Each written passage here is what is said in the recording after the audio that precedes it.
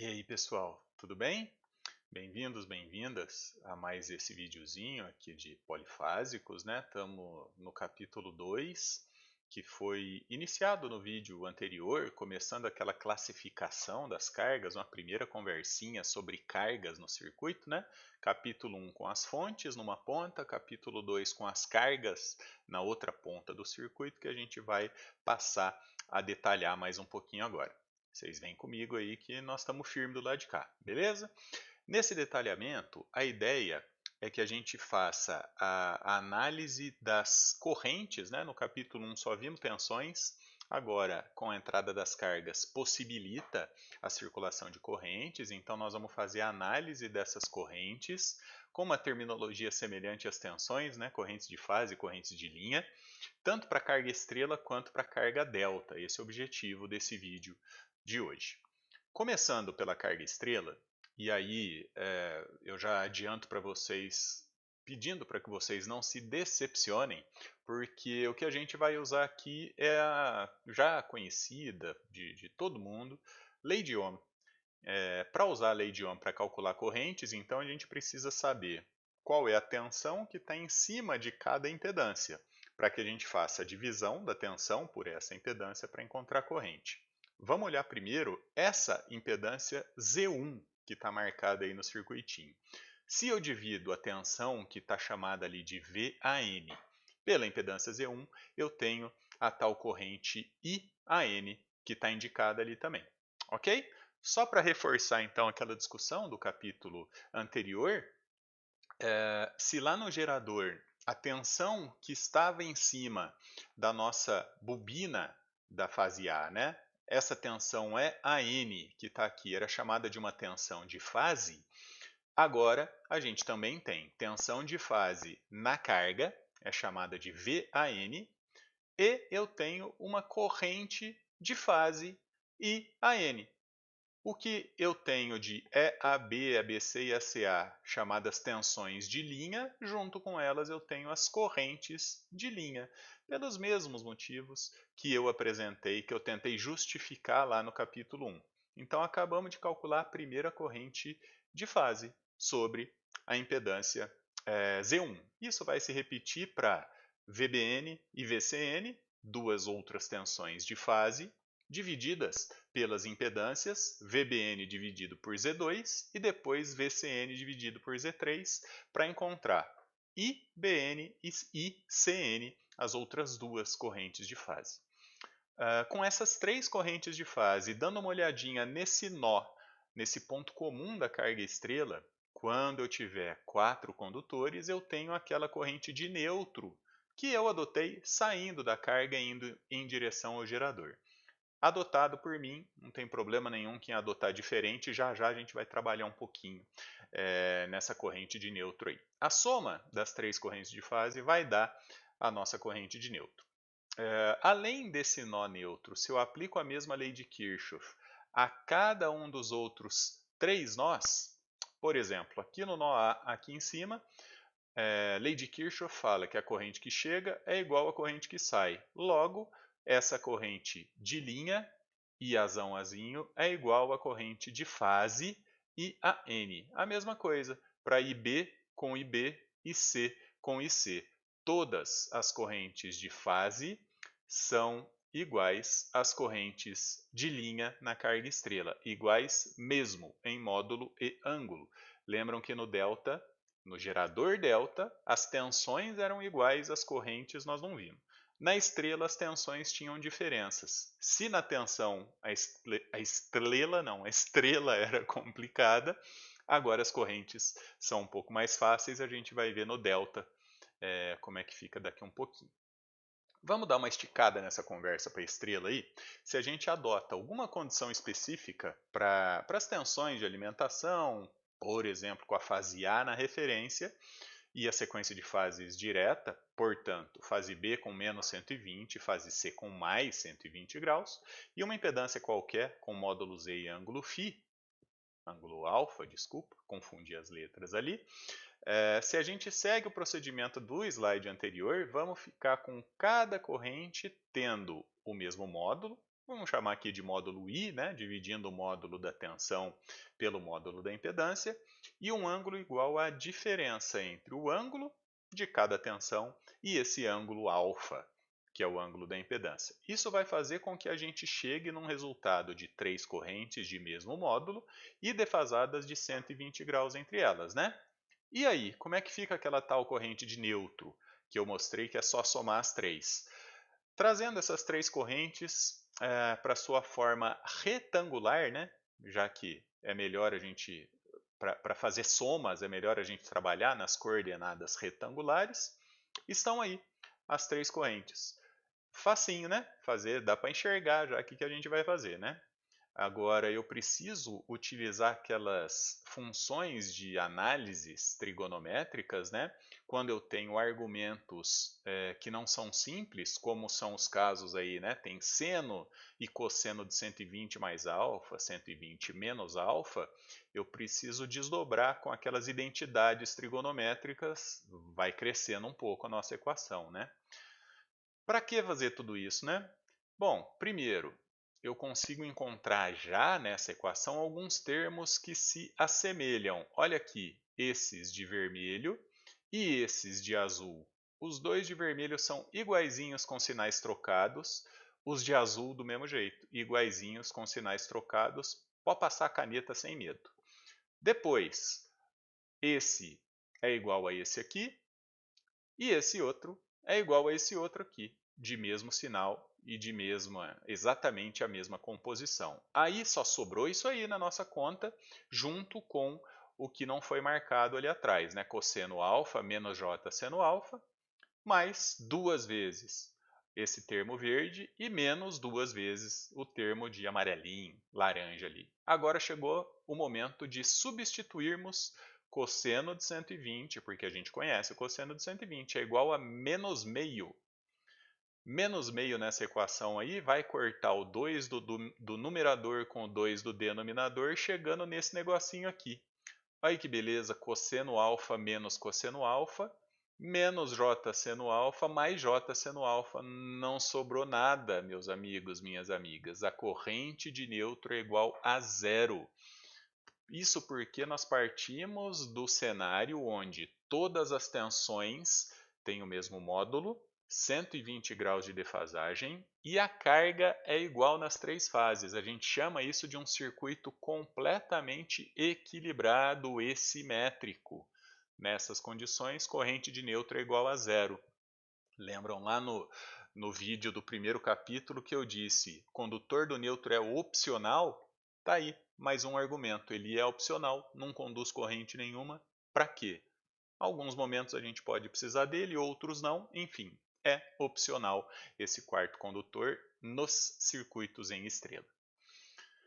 Se a carga foi equilibrada, então, a nossa conclusão é essa corrente no quarto condutor sempre vai ser nula. E com os resultados apresentados aí, a gente consegue mostrar o que agora a gente pode chamar de um diagrama fasorial completo. Todas as tensões e todas as correntes nessa carga em estrela. Olha que belezinha que ficou. Partindo por exemplo, do VAN, né, que foi a tensão nesse exemplo que nós utilizamos, dividindo pela impedância da carga, assumindo essa impedância indutiva, então a corrente fica atrasada, ó, conceito do primeiro vídeo do capítulo 2, né, e a atrasada de VAN, sequência direta, então VAB está 30 graus à frente, com o módulo raiz de 3 vezes maior, e assim por diante em todas as fases a mesma ideia. Ok? Diagrama fasorial completo. Vamos fechar a carga em estrela com um exemplozinho muito tranquilo, muito fácil. Eu tenho que encontrar as correntes num circuito onde a carga equilibrada está ligada em estrela, com essa impedância de 30 ohms e 20 graus, com sequência de fases positiva e o VAN 120 com ângulo de 35. Para traduzir esse português para o circuitês é importante, né? A gente sempre iniciar com um diagramazinho do circuito para entender que foi fornecida a tensão EAN ou VAN, né? Nesse caso são exatamente iguais as duas, foi fornecida a impedância Z da estrela, que é igual nas três fases, e com a sequência de fases no VAN eu consigo identificar VBN e VCN para usar as equações dos slides anteriores e calcular tudo isso aí. Então, diagrama é o nosso primeiro passo. Depois, diagrama fasorial completo, que a gente vai precisar traçar com as tensões e calcular as correntes para poder colocar também nesse diagrama fasorial. Calculando essas correntes de que forma? Lembrando que o ângulo alfa é igual a 20 graus, né? Dei um giro ali de 20 graus, uma animação perfeita, recursos de efeitos especiais fantásticos, sem esquecer que as correntes de linha são iguais às de fase, portanto eu vou ter só 3 correntes nesse diagrama aí. Vamos adiante. Seguindo aquele procedimento, a corrente IA, ou IAN, ou IAA, como está colocada aí a nomenclatura da corrente de linha, divido a tensão que foi fornecida no enunciado ali em cima pela impedância, deu 4 com ângulo de 15, desloco de 120 graus as outras tensões, VBN e VCN, para encontrar as correntes na fase B e na fase C. Ok? Tranquilo, corrente de linha igual de fase, só tem 3 correntes para eu calcular. O que pode aparecer de diferente nesse caso aí? Não tem muito o que complicar não, tá, gente?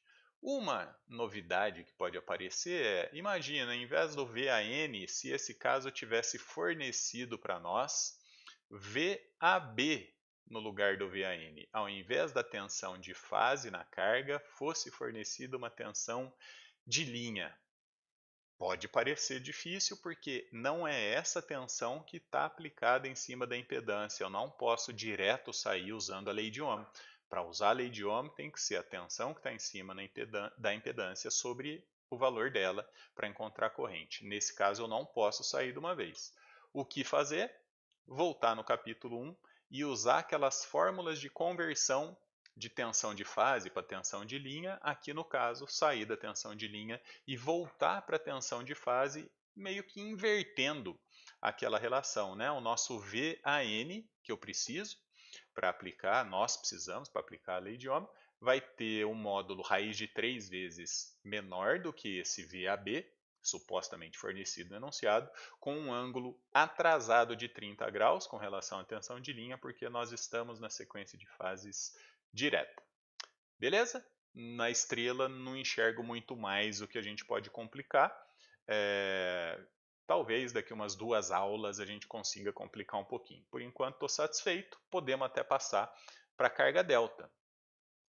Com a explicação feita no início da carga estrela, que é necessário identificarmos quais são as tensões em cima de cada impedância para aplicar a lei de Ohm, no delta já vamos para isso. Qual é a tensão que está em cima de cada impedância? Primeiro, aquele ponto da tensão é AB de linha, né? O ponto vermelhinho é o ponto da linha A. Se eu estou na linha ou se eu estou na carga é o mesmo ponto e o B a mesma coisa. Então, primeira conclusão, se lá no gerador as tensões de fase eram iguais às de linha, na carga também.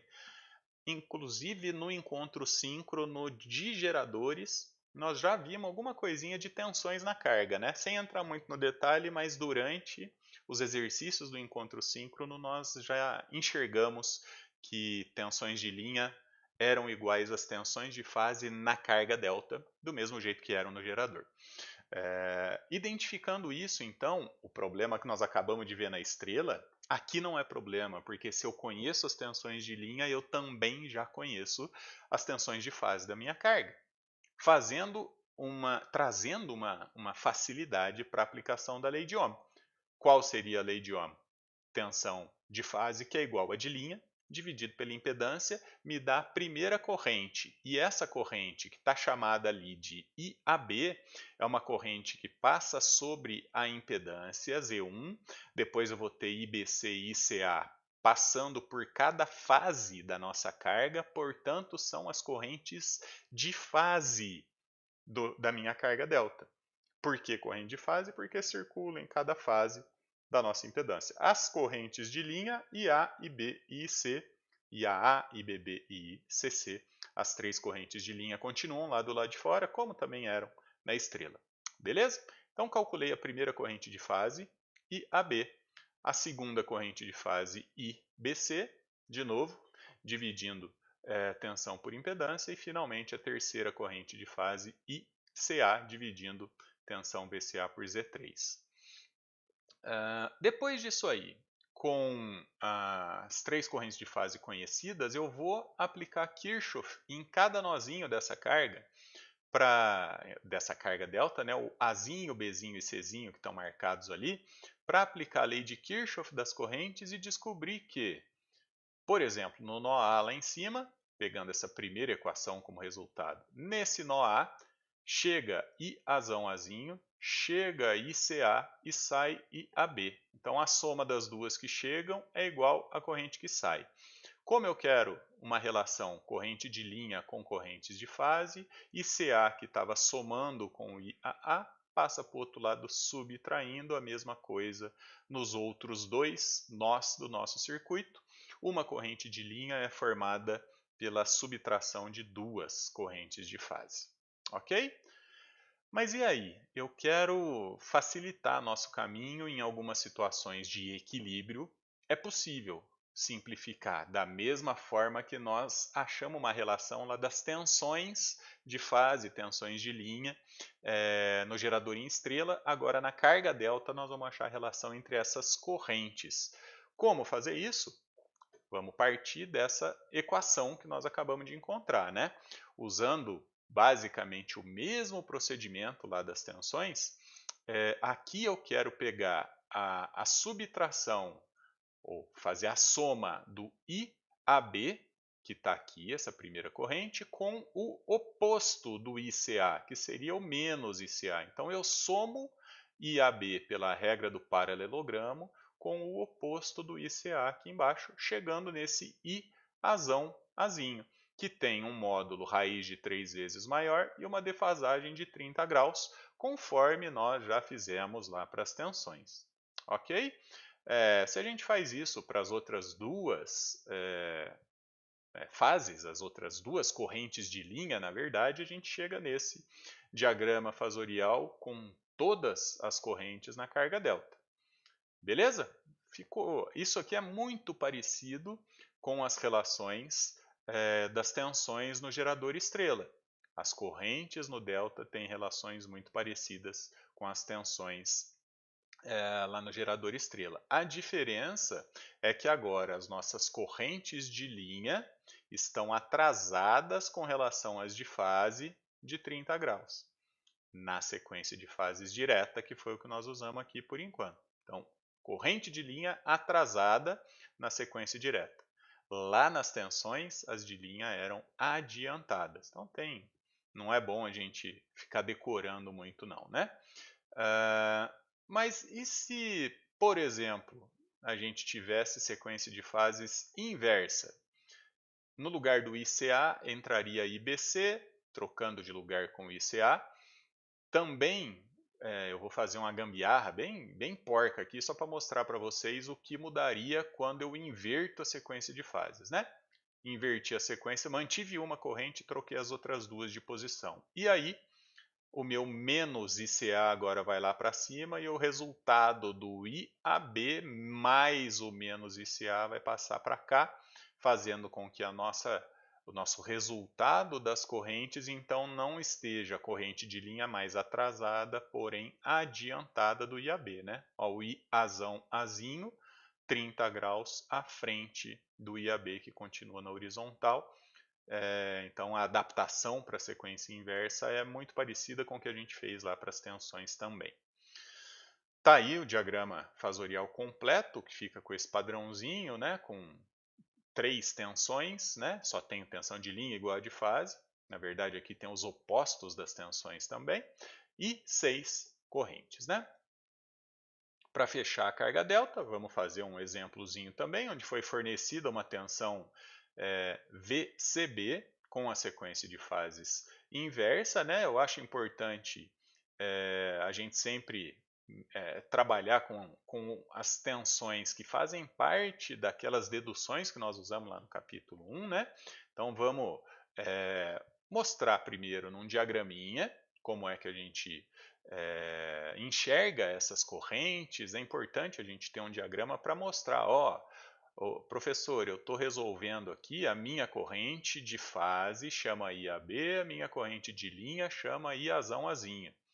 Quer chamar de I1, I2, I3, I9, 10 e 11, chama do que vocês quiserem. Tendo o diagrama indicando onde estão essas correntes, para mim não tem exigência nenhuma com nomes. O problema é quando o diagrama não aparece, eu fico sendo obrigado a adivinhar que corrente que é, né? Então, diagrama mostrando os nomes das correntes, das tensões, tudo pronto para a gente começar a trabalhar. Aí eu não quero trabalhar com VCB, eu vou trocar VCB por VBC. Então, VBC é 180 graus defasado com relação ao VCB, foi lá para menos 120. Aí sim, eu posso começar a calcular as correntes conhecendo esse ângulo de menos 35 graus, né, uma carga capacitiva, usando o conceito de que as tensões de fase são iguais às de linha. É só começar pelo IBC usando essa tensão que foi quase fornecida no enunciado, né? Foi transformada a partir do enunciado. Está calculado o IBC. Conhecendo o VBC e a sequência de fases, eu sei quanto vale VAB e VCA, e isso me permite calcular as outras duas correntes. E com as relações que nós acabamos de encontrar, multiplico o módulo por raiz de 3, somo 30 graus no ângulo e encontro as três correntes de linha. Então, na estrela, lá no capítulo 1 precisava tratar tensões, no delta não tratava tensão. Igual, a de fase era igual à de linha. Agora, na estrela, as correntes de fase são iguais às de linha e na carga delta eu preciso fazer um tratamento, porque as de fase não são iguais às de linha, as correntes de fase não são iguais. Então tem perdas e ganhos de todos os lados, né? Assim a gente fecha esse vídeo. Poderia ter ficado mais curto, mas eu falo demais como sempre. Fica aí a sugestão de algumas páginas lá da 12ª edição do Boylestad, Biblioteca Virtual da Pearson para nós, né? Para vocês consultarem, exemplo resolvido, darem uma olhada nos exercícios do final do capítulo. Tem também na nossa apostila, que está lá no SIGA A, disponível para vocês. Fica aí alguns links como sugestão de outros vídeos no YouTube que não são só meus. Tem outros bons vídeos de outros professores por aí, né? O meu não é um bom vídeo, mas quebra o galho para nós. Mas tem aí mais 11 sugestões para vocês. Fica aqui aquele meu abraço, desejo de encontrá-los no nosso próximo encontro síncrono e aguardem mais notícias das entregas que eu vou solicitar para vocês lá no SIGA. Tudo bem? Por enquanto, a gente fica por aqui. Até logo mais, nos vemos no próximo encontro.